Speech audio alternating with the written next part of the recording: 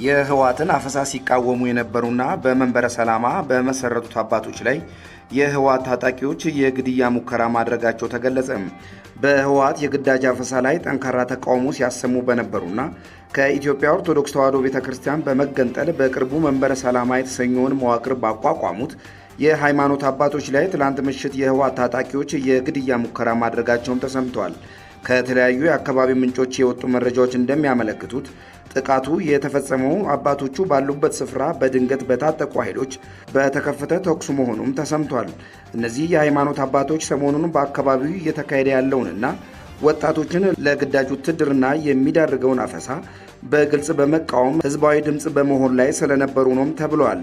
ይህ አቋማቸውና አዲስ ያቋቋሙት የመንበረ ሰላማ መዋቅር በአካባቢው በሚንቀሳቀሱ የህወሓት የደህንነትና የታጠቁ አካላት ዘንድ ከፍተኛ ቅሬታና ውጥረትን ፈጥሮ እንደነበረም ይነገራል።